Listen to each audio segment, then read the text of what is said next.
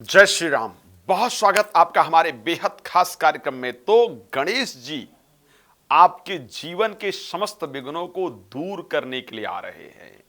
सर्व विघ्न हरता, सर्व सिद्धि प्रदान करने वाले गणेश जी का जन्मोत्सव बड़ी धूमधाम से 19 तारीख से प्रारंभ होगा। 19 सितंबर से प्रारंभ होकर के और 28 तारीख तक ये सुंदर जन्मोत्सव चलने वाला है। आइए एक बार हम और आप श्रद्धापूर्वक उन विघ्नहर्ता भगवान गणेश जी, जो देवताओं में सर्वोपरि हैं, जिनको देवताओं का अध्यक्ष चुना गया है, सर्वा अध्यक्ष चुना गया है, जिनका वर्णन शिव पुराण में आता है कि देवाधिदेव महादेव भगवान शिव ने कहा कि जो इनकी पूजा से पहले हमारी पूजा करेगा उसको पूजन का फल तक नहीं प्राप्त होगा। तो आइए उनका सबसे पहले हम और आप श्रद्धा से स्मरण करें, श्रद्धा से ध्यान करें और उनसे ये प्रार्थना करें कि हे प्रभु, हे भगवान गणेश, हे संसार के विघ्न हरता,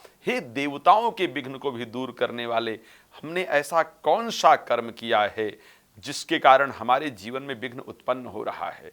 प्रभु, जाने में अनजाने में, इस जन्म में या पूर्व जन्म में अगर हमसे कोई भूल हुई भी हो, हमसे कोई पाप हुआ भी हो जिसके कारण आपका आशीर्वाद ना प्राप्त हो रहा हो, आपकी कृपा ना प्राप्त हो पा रही हो, हमारे जीवन का विघ्न हम दूर नहीं हो रहा हो, तो हम आपके इस जन्मोत्सव में श्रद्धा से आपसे प्रार्थना करते हैं, कृपा करें, आशीर्वाद दें ताकि हमारे जीवन का विघ्न दूर हो। आइए मेरे साथ एक बार बहुत श्रद्धा से हाथ जोड़कर गणेश जी की प्रार्थना करें, फिर इस कार्यक्रम में आगे चर्चा करेंगे। ओम गजाननं भूतगणाधिसेवितं कपित्थजम्बू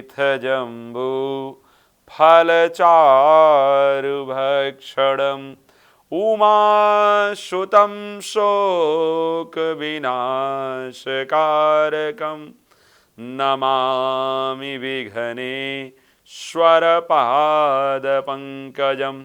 विघ्नेश्वराय वरदाय सुरप्रियाय लंबोदराय सकलाय जगद्धिताय नागाननाय श्रुतयज्ञविभूषिताय गौरीसुताय गणनाथ नमो नमस्ते।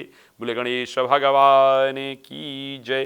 तो जैसा कि शास्त्र में ये वर्णन है कि आदिशक्ति जगत जननी माता जगदम्बा पार्वती ने अपने रक्षा के लिए, अपनी सुरक्षा के लिए अपने शरीर से भगवान गणेश जी का प्राकट्य किया।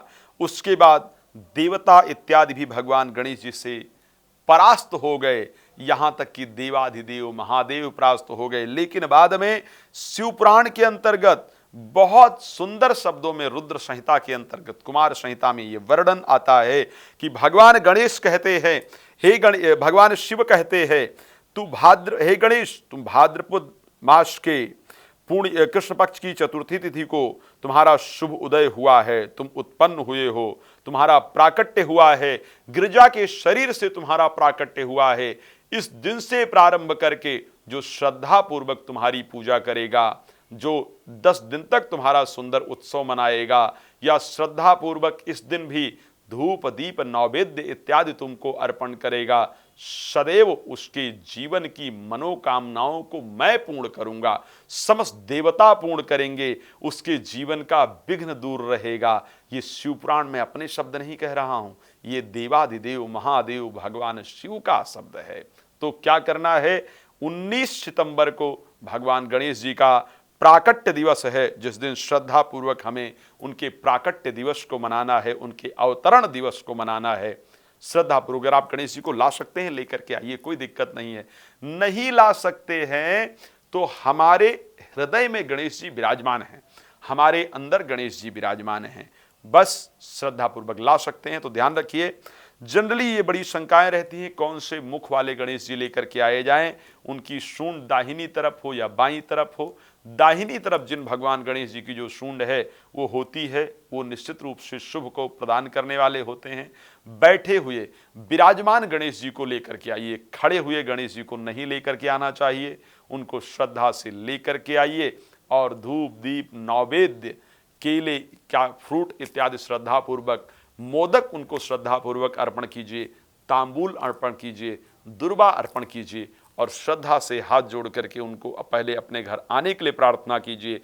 घर के ईशान कोण में उनकी स्थापना कीजिए, नीचे हरा वस्त्र श्रद्धा से बिछा करके उसके ऊपर उनको बिठा करके उनकी स्थापना कीजिए और श्रद्धा से उनकी पूजा कीजिए, आरती कीजिए। भगवान गणेश जी की कृपा से आपका जीवन सुख समृद्धियों से परिपूर्ण हो जाएगा। भगवान कृपा आप पर बनी रहे, यही शुभकामना। जय श्री राम। बहुत धन्यवाद।